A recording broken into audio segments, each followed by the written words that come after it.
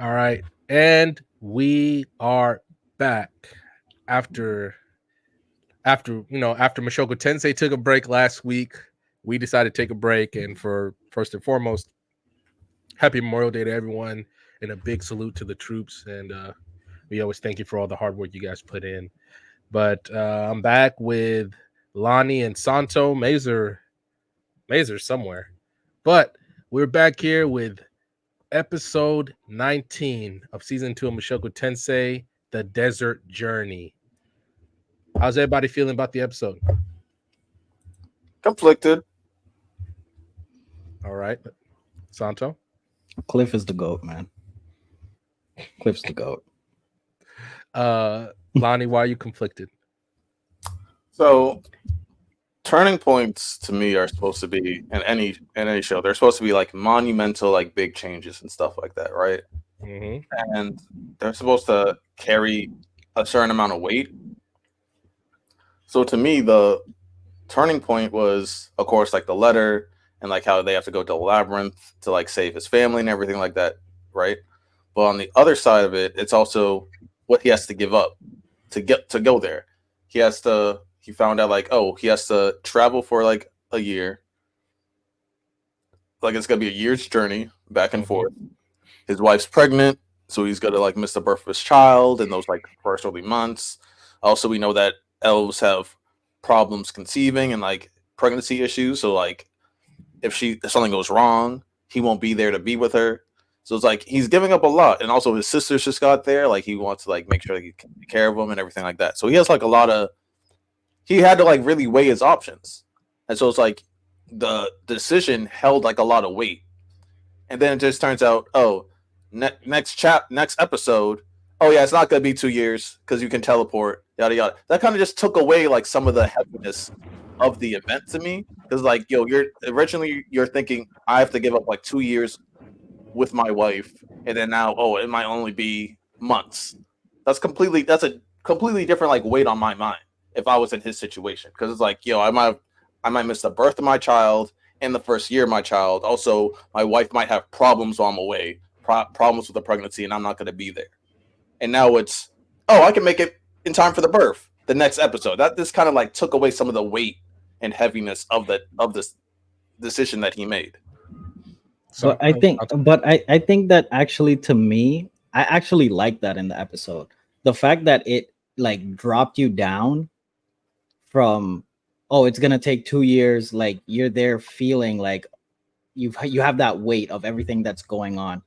And now like I Mushoku think Tensei has it would have been better. Oh, sorry for cutting you off. no, you're good, you're good. No, it would have been better if he like found out later on. Like he was like when he was at the journey, like, oh wait, we can teleport back. You can make it back. That would have been like, oh, okay, that's more of like a relief.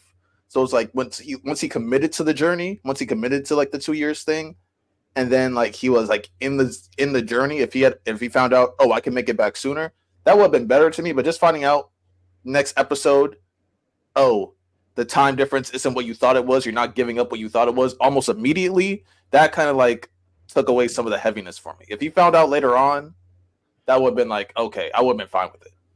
But I think what I was saying, I think that Mushoku Tensei has this tendency, and they actually do it very well, in my opinion, that they give you that heaviness, but they also give you like a sense of hope. They give you both. So he's already feeling conflicted and going, and seeing what everything that the birth of his child, leaving everybody, saying goodbye, all of that. So then they provide you with a sense of hope. Like now we're like, it's only going to take a month. So now you get some kind of relief. And I think especially with turning points, you already know that it's going to be something bad. Like that's how Mushoku Tensei has been so far. So I think they always try to provide you with a little glimpse of relief before they give you the actual heaviness, if that makes sense. And that's, I appreciate episodes like this because of that. Like, yeah, give me the weight. Like, oh man, Rudius is finally building his life. He's finally happy now. He has to leave 2 years. We're going back into the wilderness and all of this things, facing danger or whatnot. but they now provide you with, okay, now it's not gonna be too bad. So now Rudius is a little bit uplifted. Everybody has like a breath of fresh air, even though it's still heavy. I appreciate that in this episode. So I will say this, Lani, like we talked about this before. The first two turning points were immediate, right? Like the math teleportation incident, obviously them meeting Orsted. From now on, every turning point is a slow burn. So all I'm going to tell you, Lani, is to keep the faith. And still, the one thing I've said, this episode wasn't really that bad, but Santo can keep telling you. One, my main gripe with Mushoku Tensei is like they just need like a couple more episodes. But this one in particular, the desert journey, while they did get the highlights, when Rudius got enraptured by the Succubi and when they fought the Griffins, like they captured the highlights, but that journey itself is kind of, it's a pretty good arc in itself. More complex for them to get there. But all I'm going to tell you, Lani, is just keep the faith. And I understand I still have faith in like the overall turning point. It was just like the weight just like lessened for me a little bit too soon. I wanted them to like at least start their journey, then like maybe they come across like, oh, now we can teleport, whatever. It was just like, it was almost like immediate. It was just like, oh, this happened, and then like he immediately got a solution like right away. I just don't like immediate solutions. Would you have felt better if he got like the solution at the end of the episode? Like they're getting ready to attack. Probably. Okay. Yeah, maybe if he had the solution, maybe if it was the end. It just felt like, oh, I made the decision. Now next day I have a solution type shit. That's why I tell you, like, they just need a couple more episodes, because like there's a few big things that you learned in this episode and a few things that they kept out, right? But before we get into those, who are your MVPs for this episode?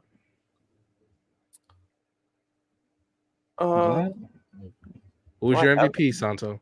Oh, you already know Cliff. Cliff is that dude. In every scene Cliff is in at this point, he's impactful. I agree. Like everything. Like he even told, like, he's such a good guy. he's a great guy. Really. Like he told her, like, hey, I feel like you're losing faith in what I'm doing, but I'm literally gonna break this curse, and let's get married after.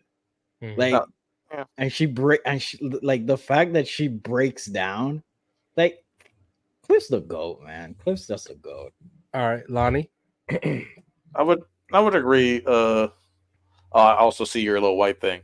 I would agree that Cliff is probably the GOAT. Second would be Sylvie. Sylvie's just great. I feel like she made it easier, but she made it easier on him to go. But Cliff is the GOAT. Was there a reason why he couldn't go with her? We've only ever seen him adventure once in the OVA, and he almost fucking died. He just knows he's not. Oh, he'd be in the way. He'd just be in the way. He'd be a burden for them, especially this isn't before they learn about the teleportation circle. Was not going to be an easy journey. And remember, Cliff's like the Pope in training. Mm-hmm. So if he dies, his religion, the Millis religion, is going to be going through some upheaval. So he's way more important than you think. Oh, okay. So I think the one thing this episode did was really capture a lot of great character moments and just trying to kind of speed run it so we got a lot of like highlights, right? For instance, when he's telling everybody around, which we didn't get a scene with Zanoba, by the way. I understand that we got a scene last week, but I still would have liked him being there, at least like a conversation, or even there as Rudius is leaving, because in the light novel and even in the manga, Cliff isn't there. Cliff was never there. But let's start off with Nanahoshi, right? Who, if I want to be like completely technical, she's the MVP because she provided the circles, but my MVP was Elinalise because she came up clutch a few times during the trip itself, but just who she is as a character in this episode. But let's start with Nanahoshi, as he comes up to tell her, hey, I got to go save my family and I'm going to be gone for 2 years. And that look on her face, that look of shock, right? She's like, you're gone for 2 years, especially now that she's starting to really make strides in her research. And Rudius is important because of his ridiculous mana pool. Like Cliff has a lot of mana, but he can't help Nanahoshi like Rudius can. So, and then you kind of the one thing, at least in the light novel, I'll make sure I remember this correctly, was how agonizing that decision was for Nanahoshi to even reveal the circles, because she only knows of those circles, because she traveled with Orsted, and Orsted knows where every single circle is, and he was like, "You can't fucking tell anybody, or else you're gonna end up like what I did to Rudius." So this was a really huge thing for Nanahoshi to decide to show Rudy. And then the fact that obviously she trusted him enough, she kept these records so that just in case, it's never really explained why, just in case, like Orsted forgets, oh yeah, there's a teleportation circle over here. So we had that, and then you go to when he talks to Elinalise, Rudy talks to Elinalise and tells her that he's going, and then that immediate thing where he's like, I'm not doing it with you on this trip. Mm-hmm. And they both agree to that. And then they kind of figure things out. Obviously, he shows her the teleportation circle, but this is the one thing. So the manga does this very well compared to the light novel. Elinalise's decision to travel with Rudy was actually like really tough, because she was fully prepared to dump Cliff, even though she really cares for him, right? And like she was actually, what they didn't show in the episode was that she actually went to go talk to Cliff, and that's where a really great Cliff and Elinalise moment happened, where Cliff's like, "You got to believe in me," like Santos said, "I'm gonna break this curse," and then he tells her about the trip, but Cliff immediately realizes, "Oh, I can't go with you." So then that's what speeds up his research on that chastity belt he's making, and then and that's where Cliff basically like tells her, "Hey, let's get married when you get back," blah blah blah, and then Elinalise just works him out. Just works him, like it's like her curse did. She just works him out that day, and that's why Cliff couldn't show up to say goodbye. He was just, my boy was exhausted. He's like, he gave it all he had, right? So, and then the next character moment is when he tells his family, and then one of the few times you'll ever see it, when he asks Aisha to take care of Sylvie, Aisha hesitates. She never hesitates, and even that little thing, she's like, "I think I can do it," right?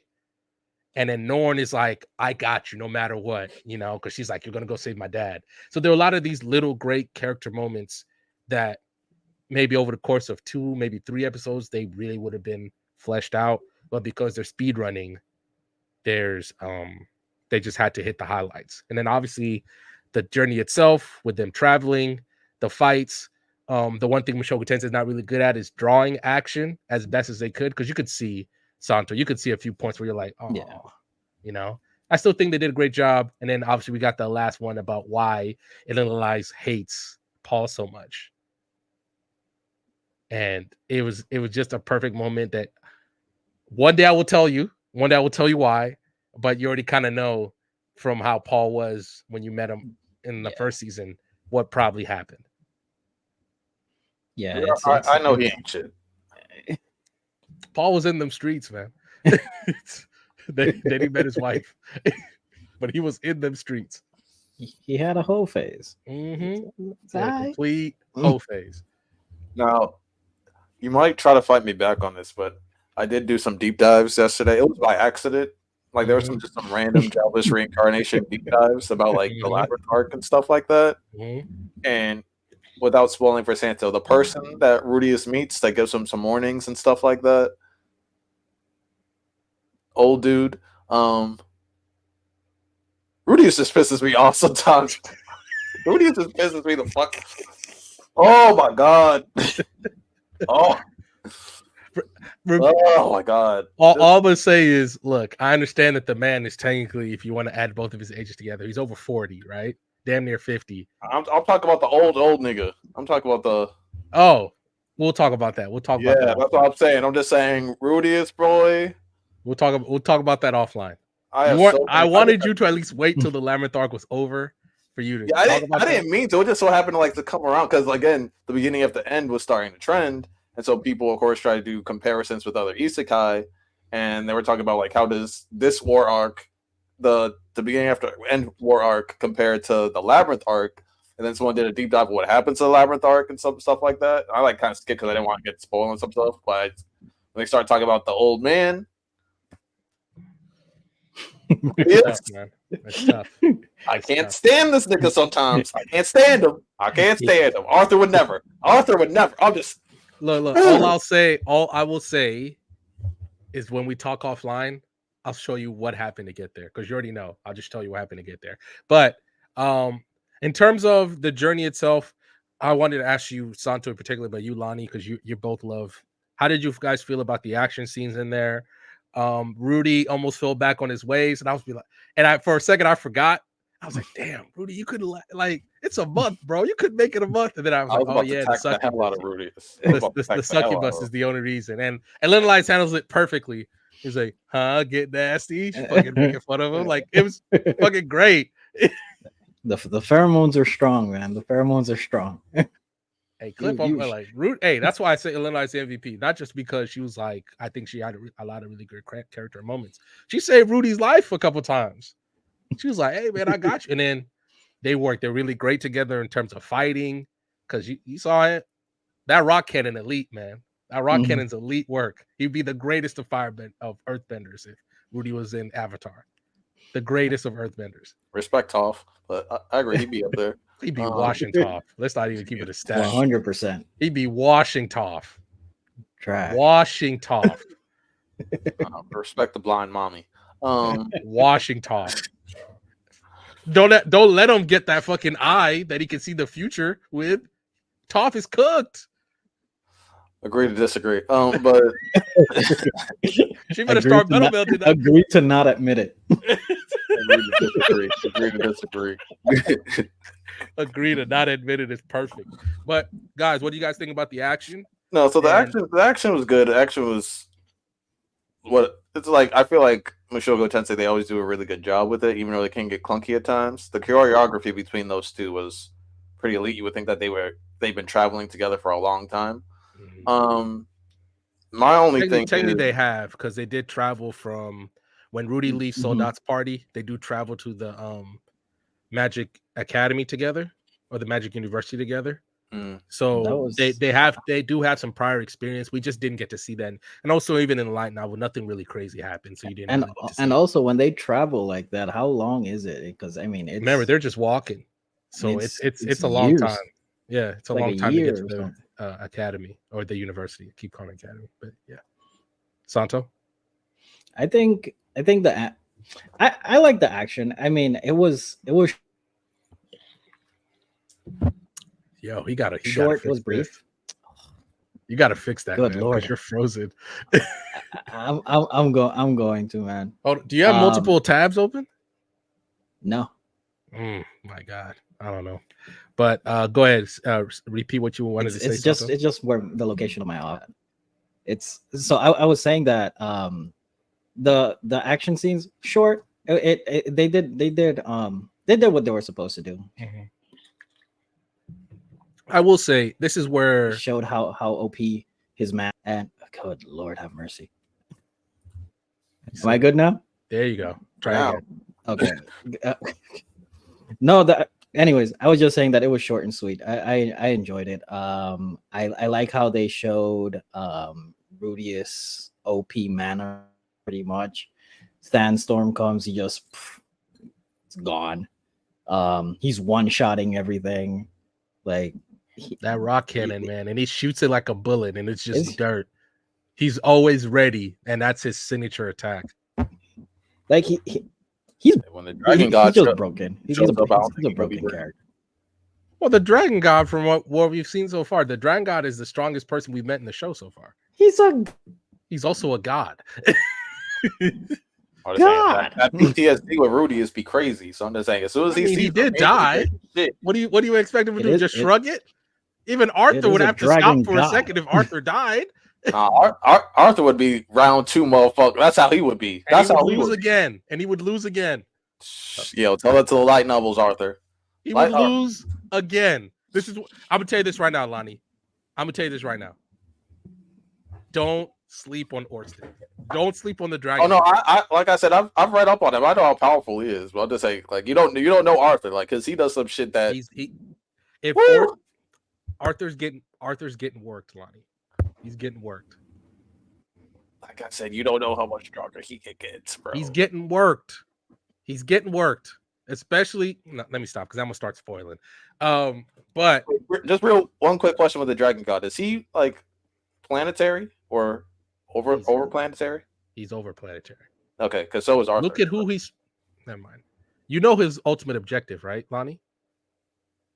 We'll talk about it offline. We'll talk about it offline. But I think the action scenes showed Studio Bind's young, like how young of a studio they are, because I feel like when they really lock in, they can make great action scenes. Are we going to be talking about them as some of the best action scenes we've ever seen? No, but you're never going to be walking away like, yo, that was trash. But then there are times where like, oh, you don't, like, you're not good. Like, you're not okay. There's you like, you either cut a corner or like they always do this. And I brought it up in the BSS main ones. Like when you watch the old Looney Tunes, I'm like, one rock is clearly colored differently than the rest because that's the rock that Wile E. Coyote's going to pick up. They do that a lot. Studio Bind does that a lot, and it really bothers me, right? For instance, I thought in the recent episode of Slime, they also showed their weakness with action.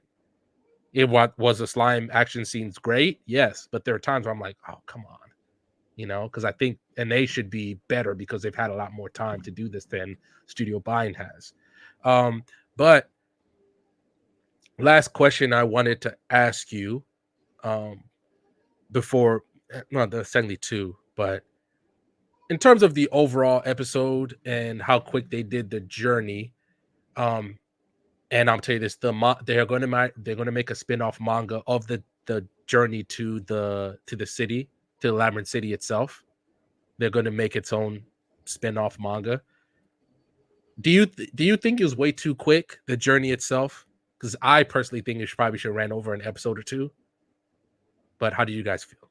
I mean, they did it like what I'd like to call like the highlight method. Mm-hmm. Unfortunately, that's happened to like animes like Tokyo Ghoul, where it's like some big or really important moments are kind of like really condensed and shortened, and it takes out a lot of context. Like, for instance, when Kaneki fights the #1 Ghoul investigator, it's like one of the biggest moments of Tokyo Ghoul because that guy also trained him. He like brought him under his wing. He's like he's revered as like a god and stuff like that. It's supposed to be like one of the biggest, like probably top 3 fights in Tokyo Ghoul, and they made that shit like 5 minutes. And they cut out a lot of the talking, a lot of the dialogue, a lot of the inner dialogue between the two of them because they had history together, and they just cut that all out. And so it got the point across, but also took out a lot of the meaning and weight behind it. So that's kind of what they did here. It's like they made it to the desert. They showed like 1 or 2 different interactions. They showed that like, oh, she still needs to appease her curse. He liked some of the food there, and now they moved on. So how much context and how much important stuff that actual story is missing, I don't know. That's like for you to answer because you read the light novels. But yeah, they just did the highlight method in my eyes. So I don't know the actual full context. So I don't know how much of that weight actually matters to the story. Yeah, I was gonna say the same thing. Since I'm only watching the anime, I haven't read anything. I don't know the story and how long it is or whatnot, what they omitted, what they highlighted. Watching it, I mean, like Lani said, the highlight method does work because I think from the episodes that I've seen up to this part, they prioritize a lot of things, even when so they omit a few things to prioritize on others. So I can bank on that because that's what they've shown me. Let's cut down this journey to an episode and highlight other parts coming up. Like I said, I don't know much of what's going on further on. So as a strictly anime viewer, it doesn't really affect me the way it would affect maybe you because you've read it. So you know what they've omitted, you know how they elaborated and flesh out some things. I don't. So I don't miss any of that. I can say it was a solid episode. I mean, I don't need it to be more than what it was. I think it was solid.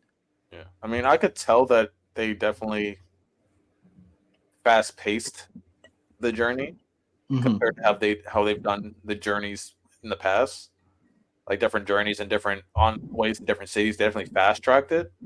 But yeah, unless there was like some major piece of information or some major dialogue or conversation that matters to the overall story, I think it's fine. Like, because we all know Yeah. that like when it comes, Jobless Reincarnation's in a very weird spot overall because the light novels and manga are different from each other, and the anime is different from the light novels and the manga. So it's like all different iterations. So what what's more meaningful to the manga might not be as meaningful to the light novels versus what's meaningful to the anime. It's like I feel like they're all ending up towards the general same area, but they're going about it differently. Mhm. So if the light novels are the source material, the manga and the anime aren't necessarily following the full grasp of the source material for certain reasons. Some obvious, some personal choices. So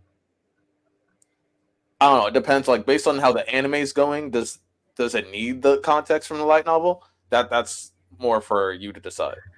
The biggest thing that I can remember off the top of my head was so Rudy and Elinalise. Remember when Elinalise they stop over in like a tavern and she goes manhunting because the curse is just too strong, Yeah. you know?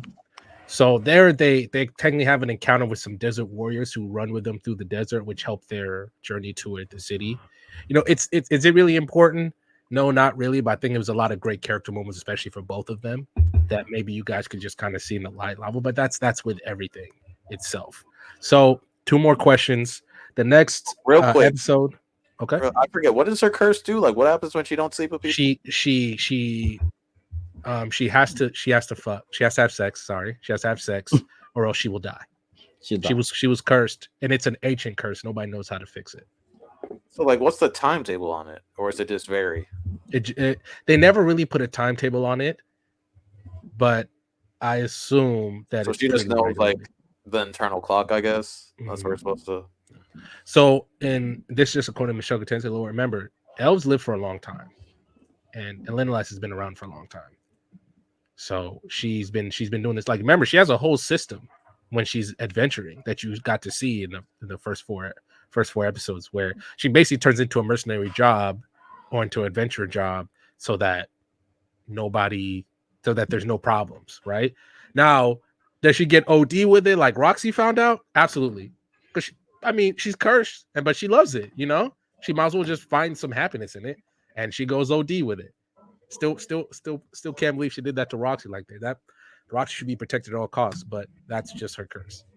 So, how Cliff's device works is by there being mana injected in, and you saw Rudy was giving that mana to it suppresses the curse so that she doesn't have those urges anymore. But to go back to my question, episode 20, Into the Labyrinth.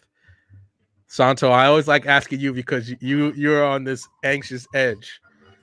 How you I feeling just about that title? I just want to know what's going on with moms. I mean, at this point, honestly, dad has a squad.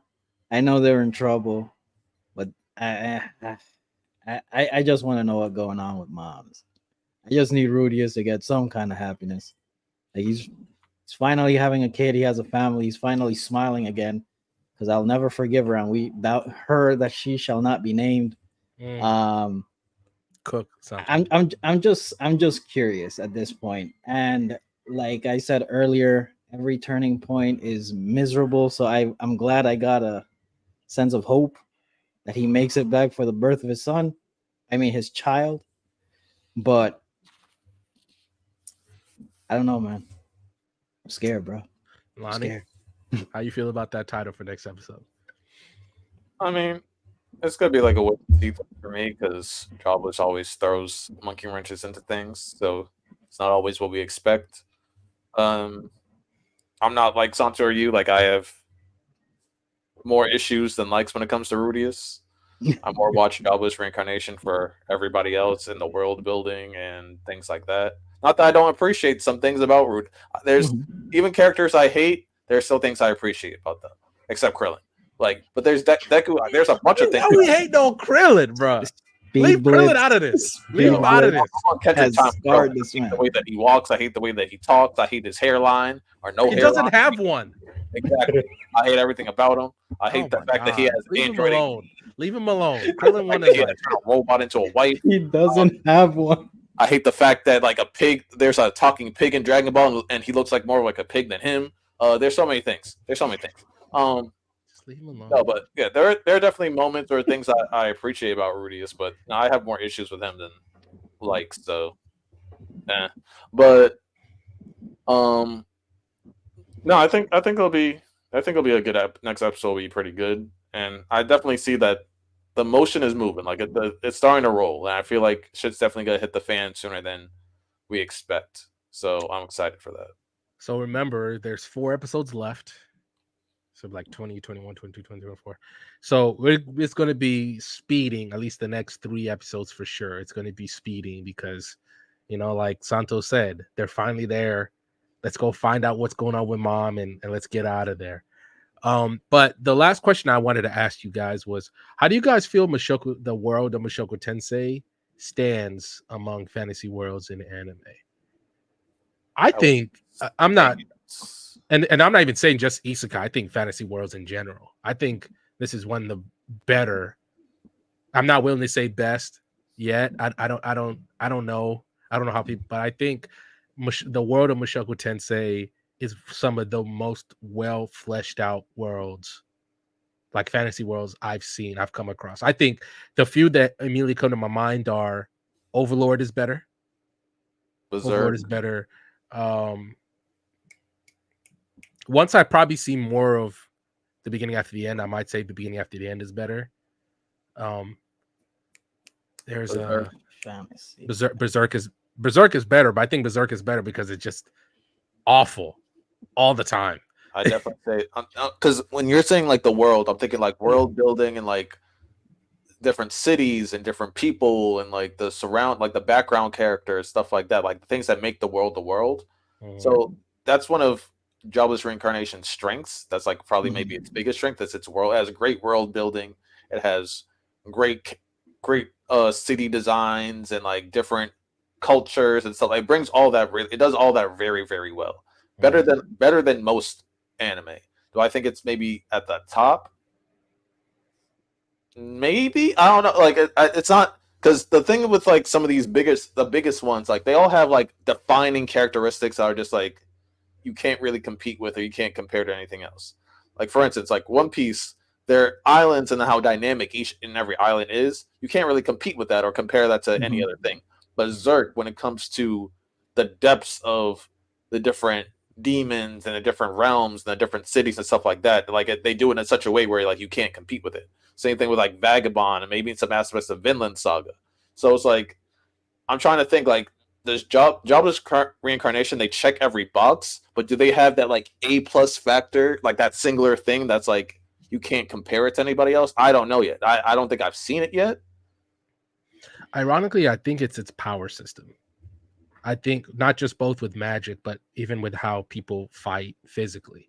Like with the 3 different types of fighting styles, with the sword god, the water god, and the North god styles, and how each one is different. Like for instance, I believe it's the sword god style where you can throw. Like remember when Rudius saves Eris, right? When he's taking her back to her home after she gets kidnapped, and the guy that he's fighting, he throws the fireball, and he immediately throws his sword, and that's like a really big move. And I believe it is the sword god style, but somebody's probably going to tell me I'm wrong when they see this. That brings it into a different conversation because I was leaving like power systems out. Because when you bring power systems in, that also complicates things. Because then where do you put Avatar with like its power system, and then like the subgenres of those different bendings and stuff like that. Where do you put Full Metal Alchemist then, because of its great power system? Where do you put Hunter x Hunter? Like that, like then that brings other things into the conversation as well. I think you should keep it just on the world building aspect. I will Because, say like, it checks I every was just talking about it in terms of its worth. I think it might be. I think in terms of isekais, it might be the best one. Like it might be the best one. isekai. I'll say this, like everything in terms of like what makes world building great, I would give everything like either an A or a B plus in terms of job description. Like it doesn't do anything wrong with the world building. Like it checks everything and does everything very well. I don't think there's like a fault. That's what I was saying. But it doesn't have, to me at least, I haven't seen something that's like a 99 or 100 or over 100%. So you can have like A's across the board would be like a 90. But like I'm just saying, like One Piece has things that makes it like 100% or 101%. Berserk has things that make it transcendent. Like it doesn't have a transcendent factor that I've seen. Okay. Maybe there's stuff later on that's transcendent. I'm thinking right now. There might be 2 instances, just thinking off the top of my head, actually maybe 3, that maybe after when we get there, and these are seasons away, by the way, guys. So it's not like it's coming up. That you might be like, okay. But I just wanted to ask, because this is a conversation I was having with another Mushoku Tensei fan, and he was talking about it because he's like, Mushoku Tensei's power system is so, it's so simple yet so complex in terms of the power ranks, how each one works, the fact that Rudy, even if you think he can beat Toph or not, Rudy would be one of the worst firebenders, not earthbenders you could ever run into. He's just that nasty with it, right? Like Roxy would be an excellent waterbender. Same with his firebending. Yeah. So it's just one of those things where I think, and maybe later on, because they touch on it a little bit, and I wish maybe in one of the spinoffs they touch on a little more in terms of how does somebody become a water, like, you know how the ranks are. I can't remember exactly how they were. How do you become a water king? Because it goes saint, and there are a few things, and king, then emperor, and then god. Once you get to god, like you're the pinnacle. The fact that there are these statues up there that everybody understands, no matter who you are, that says these are the 7 most powerful people on the world at any time, right? And it's just like, you want that title, you better step up. You better step up and fight. By the way, one of them is in a floating castle. He always tells you where he's at, but is that a good idea to go up? First of all, how you gonna get up there? And if you do, how you gonna scrap with him? Because there's a reason why that guy's up there in that island. You meet him early in the first season, right? I really like that about it. Plus, like I said, the sword god styles, even how they use religion. I still think Fire Force does this the best in any anime I've seen, how they use religion, but they don't cram it down your throat. But I just think I've always just wanted to ask, especially now, people, how you guys feel about that. But I see where you guys are coming from, saying, and so far, well, because I do expect like more in depth, because like I've looked up like strongest people in Jobless Reincarnate, so I know like it does get more complex. I saw at the beginning after the end world building a little slight edge, because that's just because I know about it, and it has a second power system that you haven't seen yet. And when that second power system comes in, you're gonna be like, Nick, what the fuck? You're gonna be like, yo, what? To be fair, the minute they in the beginning at the end they showed the other continent, I was like, oh, that's gonna change everything. And Mushoku Tensei's world, you see everything. Like, this is it, unless you want to count where the human god is at and where Rudy goes to when they talk, as at another world.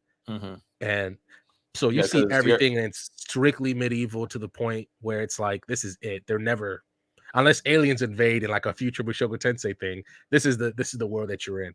Yeah, so because you're gonna eventually with the beginning of the end, you're gonna see like more because you only seen like the surface of that other continent, like basically like the little people, like maybe the scouts or whatever. When you see the big heads, then it's like, oh, that's different. Then when you see another element that hasn't even been introduced yet, you're gonna be like, oh, okay, this is wild. And then eventually when things start rolling, like the big events, the big turning points, that's when, like, I don't know if you saw like in the Discord when I posted the video of him, and he does, like, Arthur doesn't look like Arthur. When you get to those points, you're like, that's not Arthur. Like, his face doesn't even look like that. Why is his face like that? Why is his hair like that? Why is a lot of things happen? So, like, I will agree that the beginning after end stole Mushoku Tensei's flow maybe a little bit, maybe they spiced plucked a little bit, Lani. but at the same time, that's like you could think of like Jujutsu, like JJK and Bleach. How like Bleach was like the foundation of inspiration,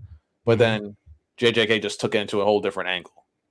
And in some ways it is better. In some ways it doesn't hit as hard in certain different aspects. The same thing with being after the end, except I think every aspect it kind of did better, but that's okay.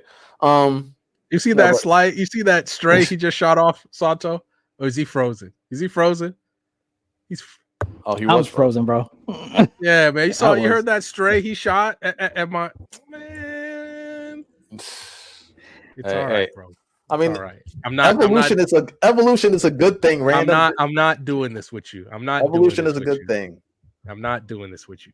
All right, guys. Anything else you guys want to add real quick? And then starting next week, we should be like, holy shit. Or at least hopefully, but they're still gonna sprint through this. So I'm just gonna keep talking about it.